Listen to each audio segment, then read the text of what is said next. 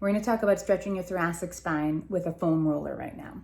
So when you're stretching your upper back joints to loosen them up, we're doing that to free those joints up to move really readily, to not just be in this forward position, but also be able to extend back and open up the shoulders, twist and rotate in different directions in a way that allows you to use those joints to their max potential and take stress away from work that the neck may have to do for them or work that the low back may have to do for them. So when we're stretching the mid part of the thoracic spine, and I'll point that out to you when I move over to the foam roller, the foam roll is a great option. So I'm going to talk you through some ideas of how to make sure you're doing it the right way in the setup for it. And let's talk sets and reps now. So anytime we're trying to improve mobility in a joint, we're looking for anywhere from a combined 90 seconds to 150 seconds at each level. That ensures that we're going to get stretch in the capsule of the joint. And then we also want to make sure we follow up with even one exercise, but an exercise that helps facilitate that movement. So an example would be if you're feeling a little slouched and you mobilize your thoracic spine, after take a moment just to do a row or a shoulder blade squeeze or whatever else I or your therapist may have prescribed for you. So that combined 90 to 150 seconds, that's a long time to hang out in one spot when you're doing the stretch, but you might do 10 second holds at that area. You might even go through a few different spots on your thoracic spine, maybe 5 spots for 20 seconds, and then repeat that until you hit that window of 90 to 150 seconds.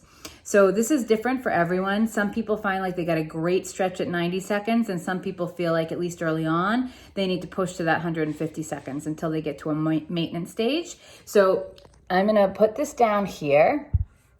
I'm using a shorter foam roll today, but the idea is about 6 inches in diameter.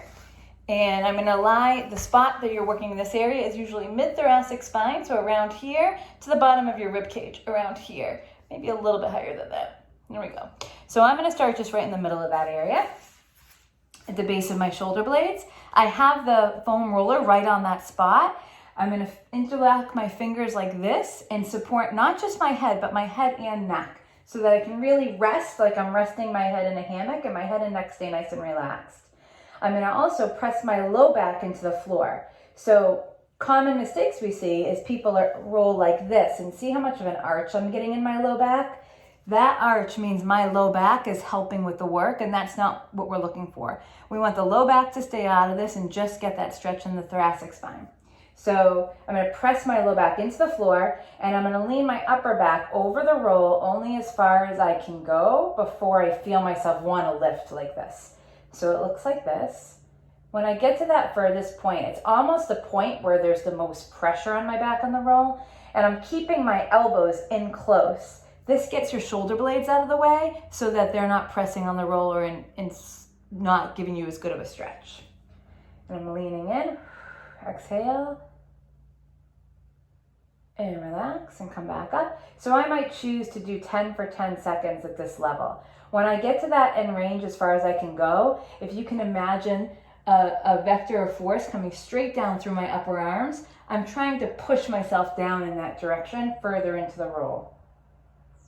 That gets an even better stretch. The feeling you're gonna feel here is almost like a bruisey feeling right at the thoracic spine. That's exactly what you're looking for. It shouldn't radiate around your rib cage. It shouldn't give you any symptoms other than locally there. And looks like we have a visitor. This is Cliff. And that's it. So let me know if you have any questions. Good luck.